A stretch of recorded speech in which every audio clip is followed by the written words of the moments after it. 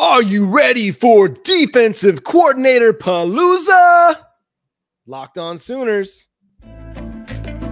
You are Locked On Sooners, your daily podcast on the Oklahoma Sooners. Part of the Locked On Podcast Network, your team every day.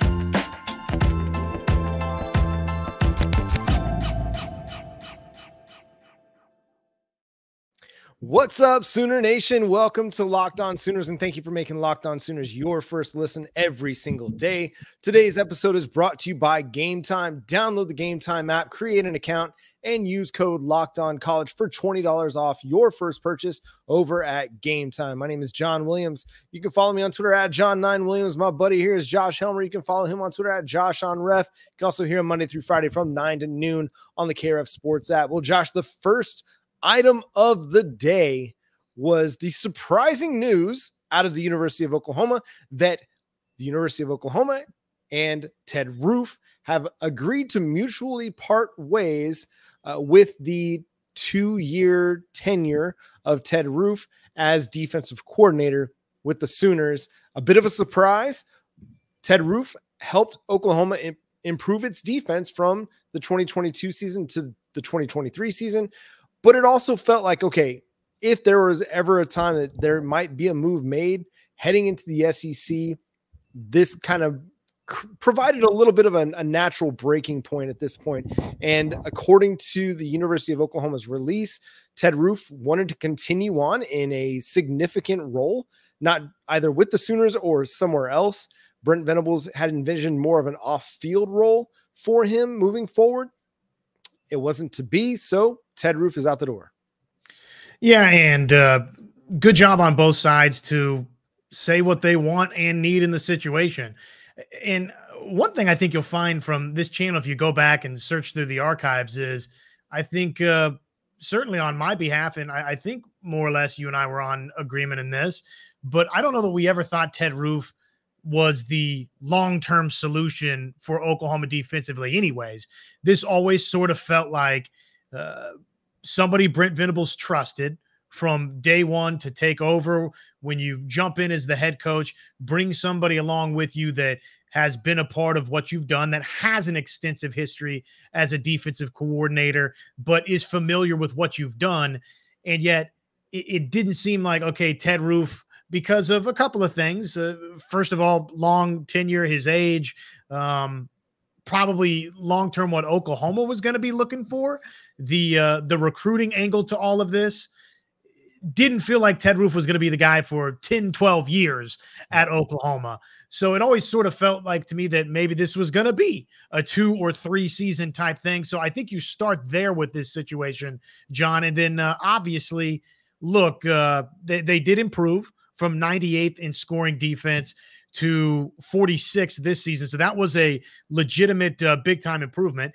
They improved in total defense from 121st to 78th. So that was a legitimate big-time improvement. And obviously, they were really good taking the football away in the throw game. Even though they gave up a bunch of yards in the throw game, they were good at coming away with interceptions. So there was some improvement, and yet it clearly was not where I think Oklahoma and Brent Venables want it to be and where Oklahoma needs it to be. So, again, I just kind of look at the situation, John, and say, I don't know that it was ever really going to be a long-term situation for Oklahoma and Ted Roof with Brent Venables, and the results were not what Oklahoma needs them to be going forward. Yeah, it always felt much like a transitional period. And for as good as Ted Roof, I feel like he was good. You know, was he great? Was he going to help Oklahoma ascend into elite defensive categories or status? I don't think so, but he was good for what you needed at the time. Brent Venables needed somebody that he could give the defense to for the week, game planning, while Brent Venables was figuring out the head coaching thing. But there was also a bit of a, okay, I don't know about you, but I never got a lot of confidence from Ted Roof. When you heard Ted Roof speak at the podium, and I don't know what he was like in the room with recruits. Obviously, I think he was pretty good because Oklahoma has recruited well in the 3 years the 3 cycles since Ted Roof came on board. But I just don't he just didn't seem like a guy that created that confidence. And maybe it was just a different view of who he was in the public versus who he was in the locker room. But yeah, he wasn't out there winning press conferences. But I think this is just an idea that, like, okay, Jeff Lebby was brought in, a trusted name, somebody he knew, but we always knew that it was going to be a short window because Lebby was on all of these, coaching hire, potential lists. And Ted Roof, for a different reason, like you said, felt the same way, just kind of a stopgap, a bridge to the future for the Sooners until Brent Venables could feel more comfortable, more established. Well, I felt like he kind of had to take a step back into the defensive coordinator side of things in 2023 to help it take a step. But now he's able to step back and give the defense to somebody who's now had potentially some success, which we'll talk about, Zac Alley in the second segment.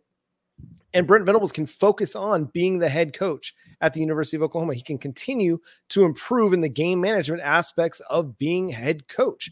And he has improved, but there are ways that they need to continue to improve. And as far as Ted Roof goes, like, again, was good at times, but as the end of the season kind of came along, there were some defensive letdowns, not all on Ted Roof. Some of it was execution. Some of it was short fields provided by the offense, turning the ball over. Some of it was injuries, in particular to Danny Stutzman. You can't really account for that, but there were areas that the defense could have been better down the stretch. You go to the TCU game, looked like you're dominating, and then all of a sudden the dam breaks open and TCU's making it a game in the second half. I think that happened far too often to Ted Roof's defenses, and it's kind of a young man's game. I mean, that's no offense, to Ted Roof, but you've got to be able to be out on the recruiting trail. You've got to be able to express vision and have that energy, especially at defensive coordinator. We know what Brent Venables is about as a defensive coordinator: high energy, high passion, high intensity. Ted Roof never really gave me that same vibe. No, and I think those are fair critiques. I would say this on behalf of Ted Roof, that look, the defense did it now. Granted, you were so bad in year one that I'm not going to give this 19 feathers in the caps salute here, but they did improve from last season to this, and they've recruited very well defensively. They've recruited well at Ted Roof's position of linebacker throughout his tenure. So it wasn't, even though we can be at the end of this looking for things to improve and for more and for a younger vision and direction, all of that can be true. It's also true to say that Roof did do some good things at Oklahoma and was a part of installing that initial installation for Oklahoma. So, and I say good on Ted Roof on this front too, John, that both parties, I think, we're honest and transparent with one another. Brent Venables in the fashion that he wants to lend the reins a little bit more to somebody else that he can trust. And obviously he wants results to be better. It wasn't meeting the expectation, and Brent Venables communicated that to Ted Roof. It would have been an off-field role going forward. And Ted Roof, I think, was honest, John, in saying, no, that's not what I want for the remainder of my career. I want to keep coaching. I'm passionate about an on-field coaching position. So for OU, we look at who they just hired as offensive coordinator alongside Joe John Finley. Well, it was somebody that was in that analyst role, right? You got somebody at Kansas State that just hired Wells, who was in that analyst type role for Oklahoma. So those are roles that are taken very seriously at OU. Brent Venables puts a lot into it, and we've seen that. Obviously, they've hired their next offensive coordinator from that, and Kansas State went and hired its next offensive coordinator from that. So I say that to get to the point with Ted Roof that, look, you don't want somebody in that analyst role at Oklahoma that's not bought in completely into that role. So Ted Roof was honest and transparent on the way out here that, no, that's not what I want to do going forward. Yeah, and it's just, again, it's a good time to make the move. You've changed your offensive coordinator. You've got good defensive assistants under your, on your staff. You're moving to the SEC. You've just had one of your best defensive recruiting classes. Now you can take that and move forward. So let's talk about Zac Alley. We'll do that coming up here on Locked On Sooners, your team every day. This episode of Locked On Sooners, presented by FanDuel Sportsbook. The NFL regular season, here it is. This is week 18. It's wrapping up, but there's still time to get in on the action with FanDuel, America's #1 sportsbook. That's because right now, new customers get $150 in bonus bets guaranteed when you place a $5 bet. So that's win or lose, $150 in bonus bets for new customers right now. The app, it's so easy to use. There's a wide range of different ways to bet, such as live same-game parlays. You can find bets in the new Explore tab. That's a nice way to find what may be in-game option you're looking for. Make a parlay in the Parlay Hub. It's the best and most popular way to make your parlays. So visit FanDuel.com/lockedon and make your first bet a layup. FanDuel, an official partner of the NFL. And thank you for making Locked On Sooners your first listen every day. Stick around for the Locked On Sports Today Dallas or Locked On Sports Today show streaming live 24/7 on YouTube. Go check that out as well. Josh, let's talk about the man who is now being reported to replace Ted Roof, Matt Zenitz, Parker Thune, George Stoya, a number of folks around Oklahoma football and the national coverage are projecting Zac Alley, or reporting Zac Alley, rather, to be the next defensive coordinator for the Oklahoma Sooners. Josh, just your first thought on Alley replacing Roof. Well, it's similar in the sense that here's somebody that's very familiar with Brent Venables. So this is not, let's install a brand new defense. No, this is, let's run what I want to run, but with somebody that I've been around and that I trust. So that is in common with Ted Roof here with this hire. The difference, of course, would be 30 years in age difference, right? You've gone young here, and I think that that's something that, let's just call a spade a spade. That's something the fan base was pining for, was in this, if and when this moment was going to come, that Ted Roof would be moving on, whether it was mutual, if he was fired, if it was this season, if it was next season, whenever that day was going to arrive. People, I think, were going to want somebody that was young, that they felt could go be a dynamic recruiter for Oklahoma. And by all accounts, at least so far, it sounds like Oklahoma's found that. Yeah, it's very interesting. A little background on Alley. He spent 2011 to 2018 serving as both a student assistant and a graduate assistant at Clemson. So again, a guy that's very, very familiar with Brent Venables, who joined the Clemson staff in 2012. After that, he went to Boise State, worked as the linebackers coach, both inside and outside for a couple of years with the Broncos, then went to University of Louisiana Monroe before getting hired by Rich Rodriguez to go coach the defense at Jacksonville State. Now, you might look at Jacksonville State and say, hey, where's this guy coming from? He's not really done anything. That's not a big-time program.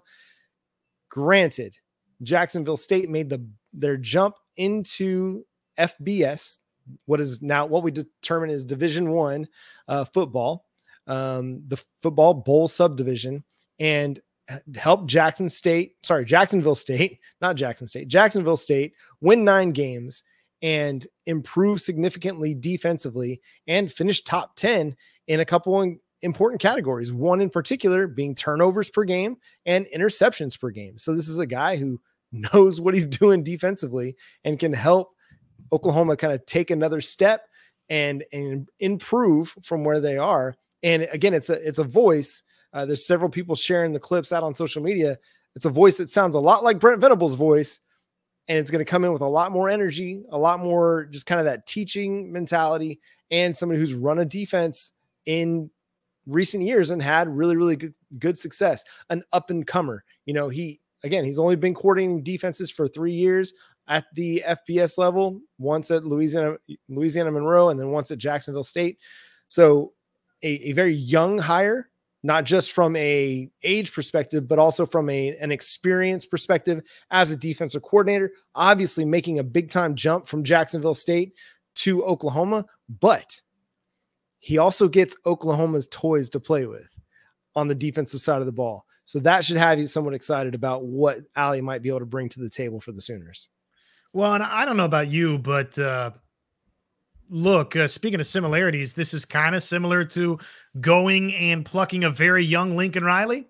Now it's offense versus defense, but I've never been someone that gets real hung up on, oh, you went and got a group of 5 guy, or you didn't hire a Power 5 coach. I get that it's a big jump up and all of the different elements at play, but the statistics speak for themselves. And it's not as if Alley didn't spend all that time working directly alongside Venables at Clemson. It's not like he hasn't been at Boise State, where, look, if we're talking non-Power 5 programs, that's a non-Power 5 program, John, that has some pretty lofty expectations for itself year in and year out. So he's been around big time winning football. He, I'm sure, is no stranger to any of that. He was a part of Clemson winning national championships and making their run toward national championships. So I'm all about what he's done in terms of his track record. And if this is who Brent Venables trusts and wants and feels is okay to hand the reins over to, then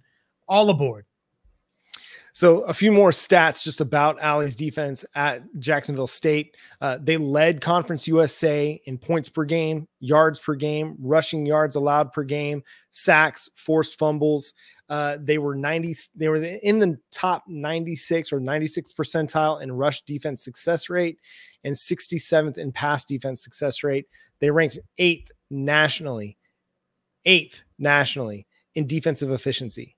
So this is a really, he coordinated a really, really good defense at Jacksonville State. Again, making that first step into FBS football, again, helping them win 9 games. Parker Fleming, you might know him as @Stats of War over on Twitter, also shared a really fun little graph. This was back on January 3rd, just about teams that, have a good scheme and better scheme fit, and teams that are able to, tackle and finish, comparing yards before contact and yards after contact. Well, Jacksonville State, they finished pretty favorably on both of these things.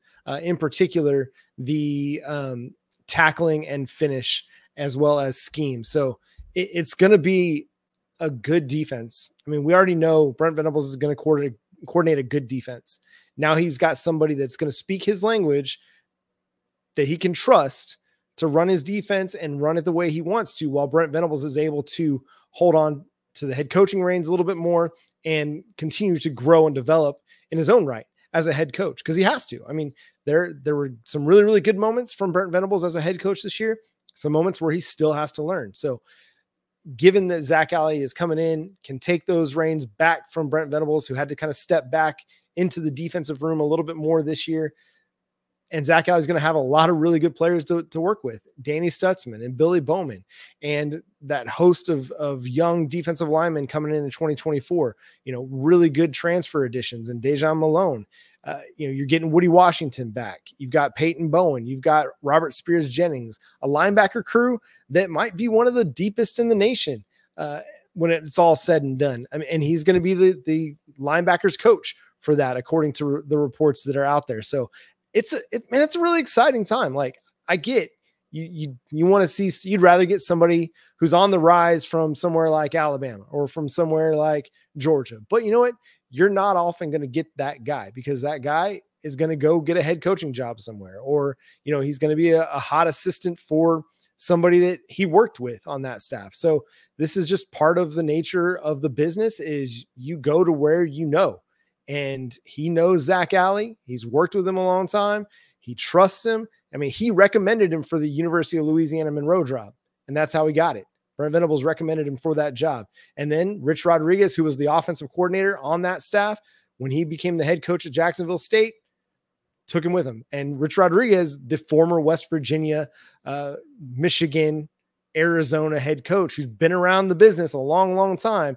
If he believed enough in the kid to coordinate and give the defense to at the time, I think he was 27 years old, that should say a lot about who this kid is and what he's about. So I think it's a really, really good hire. If this does come to pass, and which there's no reason to believe it's not going to come to pass based on all the reports that are out there, I think it's a really, really good hire. Josh, final thought on Zac Alley here. I'm excited about it. Again, I think that another injection of youth is a good move for the program. If if you can add one more dynamic recruiter, one more individual that has the energy to match, Brent Venables is good for the program. And again, I don't get caught up on the not coming over from a Power 5 situation. I think if you're a great coach, you're a great coach. And clearly Brent Venables spent enough time around Alley and has no doubt, as you said, recommended and then been following the journey for Alley since. So I'm imagining Brent Venables has a pretty good idea that he's found a star on the rise. Yeah. I mean, this is a guy that's been around him a long time. And again, he's someone that sounds a lot like Brent Venables if you go and listen to some of those clips. We're going to continue to talk defense as the Oklahoma Sooners added a transfer edge rusher. We'll talk about that coming up here after the break on Locked On Sooners. If you're looking for last-minute tickets to the best concerts, football, basketball, hockey games, what have you, Gametime is the place to go. I'm looking right now at the Civic Center Music Hall. If you're into musicals, Les Mis tickets are available. You can get those even at Gametime. Yeah, Gametime is for sports, but it's also for the best shows around town as well. John Mulaney, SNL cast member, coming to the WinStar World Casino. If you love some stand-up, go check that out. You know, tickets are available on Gametime.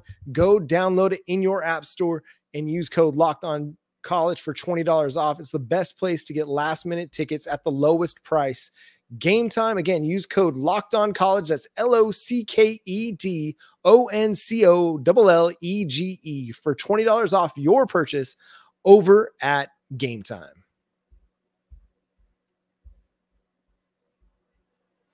All right, Josh, the Oklahoma Sooners added an edge rusher. No, not Nick Scourton, who ended up committing to Texas A&M. They got one Caiden Woullard, Miami of Ohio, edge rusher, a guy that is pretty productive over the last couple of years. In 2022, had 5 tackles for loss, 4 sacks in 13 games. In 2023, had 12 tackles for loss, 9.5 sacks, 41 total tackles, and 2 forced fumbles this past season, helping Miami of Ohio have a pretty successful year up in the MAC. They finished 11-3, 8-1 in the conference. A good season there, and Caiden Woullard was a big part of it. Yeah, obviously we knew that OU was in the mix for Woullard, and we knew that Scourton was a possibility. 1 out of 2, not all bad. Obviously would have loved to have gotten both, but Oklahoma with Rondell Bothroyd, Marcus Stripling, Reggie Grimes, some familiar names. Moving on, this is a la Bothroyd. Let's go find somebody that has a lot of production to their name out of the portal. Let's bring them in. That will be a plug-and-play rotational piece or starter for Oklahoma to go alongside names like Ethan Downs, R. Mason Thomas. We'll see about Trace Ford. And then the younger names, right? PJ Adebawore, we think good chance that next year is sort of the breakout season.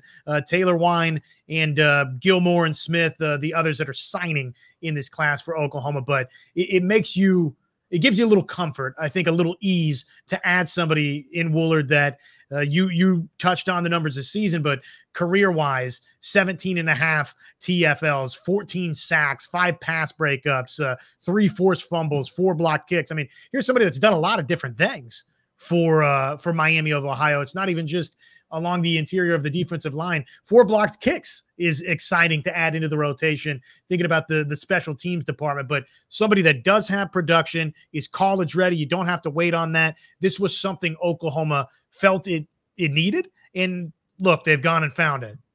And again, it gives you a nice floor to develop and continue to have competition at edge with guys like Ethan Downs, PJ Adebawore, R. Mason Thomas. He's going to push him. You know, he's a guy that can come in and play a lot of snaps for you. You know, he's 6'5", 250. He's ready-made to come in and be an edge opposite of Ethan Downs, unless one of your younger guys is able to come in and take a role as a starter. Now, you hope that that's a guy like PJ that can come in and be a starter now for you in year 2. But if he's not ready, you've got good insurance that can that can play a lot of snaps for you. He's played a lot of college football. He's going to be used to the day in, day out grind, but he's been pretty productive as well. So you continue to develop that as you develop your pass rush, which has to get better.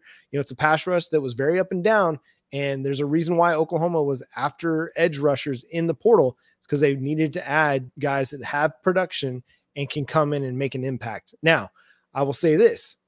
I thought Rondell Bothroyd was going to come in and have a much bigger impact this year than what he did. He was good at times, but the pass rush productivity wasn't quite where it needed to be for my liking.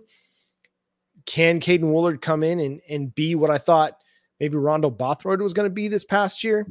Possibly. Again, he's a little bit of a lighter prospect, which I'm okay with that. Like, I don't need my defensive ends to all be 280 pounds or 290. Like, you might have one of those guys, but really I want my defensive ends being around the 250, 260 range. Your edge rushers to be kind of in that vein, but are strong enough and long enough to be able to hold up against the run that you don't have to take them off the field. You don't have to have a 280 guy to be good against the run. You just have to have a guy that knows how to use leverage and play with leverage and use his body to his advantage. And hopefully Caiden Woullard could be the answer there. Again, you've got an Ethan Downs, you've got R. Mason Thomas, you've got PJ Adebaware, you've got a host of young 2024 signees. You talked about Taylor Wayne as well. But again, this gives you a veteran that you can plug into your starting lineup and feel okay about, unless somebody's able to come in and give you a higher production and a higher ceiling along the defensive line. And let's hope R. Mason Thomas, who it looked like, okay, this is the R. Mason Thomas we thought we knew in his freshman season and had been waiting on, saw a little bit more of that in the bowl game. If that's there and he takes it up another level, and you've got Downs back doing what he's done, and PJ turns into the 5-star full-time that you are expecting, okay, well, now all of a sudden you start talking about Gilmore and Smith, and if they can give you something in year one would be nice. And then you think about Woullard, if he's Rondell Bothroyd from last season, if those other guys, if an R. Mason Thomas and Downs is who he's been, and Adebaware is a star, well, then you don't need Woullard to be this big-time star. Then he can just be however many snaps here and there and provide a little bit of relief for you and some production, and it'll be A-okay and a good ad. Bottom line is, it doesn't hurt Oklahoma to bring in somebody with a proven, ready-made college experience. I'm sure the new defensive coordinator, Mr. Alley's not upset about it. No, not at all. Anytime you can add a guy with 9.5 sacks, I don't care where he comes from. That's important and it's impressive. So big get for the Sooners. We didn't get a chance to run down the offer sheet. I don't know if you looked at that at all, Josh, but I imagine that there were guys out there or teams out there trying to get their hands on Caiden Woullard as a transfer as well. I want to see if I can pull it up real quick while we're vamping. And I did not pull it up correctly. Sorry. This is terrible vamping, but we can discuss that more on our next episode of Locked On Sooners. Again, thanks so much for tuning in and being a part of the show. I think Josh is going to hammer it down. Remember to subscribe to Locked On Sooners wherever you get your podcasts. Man, it's an exciting time. It's January, but big news is always happening for Oklahoma football, and we'll continue to cover it here on Locked On Sooners. Softball season is right around the corner, and the men's team starts conference basketball play on Saturday against Iowa State. So, Josh, did you find the offers in the transfer portal for Caiden Woullard? Yeah, I don't have a full list, but just to give you a sampling of the schools that he reported offers from, you're looking at Minnesota, Indiana, Texas A&M, Mississippi State, Kansas, Missouri, and in Oklahoma, Louisville, just to name a few, and I'm sure maybe there were even some more than that, but this is someone that was getting legitimate across the board Power 5 interest. So somebody to be excited about, no doubt. Yep, no doubt about it. And that's going to do it for today's episode of Locked On Sooners. Follow Josh on Twitter at JoshOnRef, myself at John9Williams. The show is at Locked On Sooners on Facebook, Twitter, Instagram, TikTok, wherever you might look for Locked On Sooners account and content. But until next time, Boomer Sooner.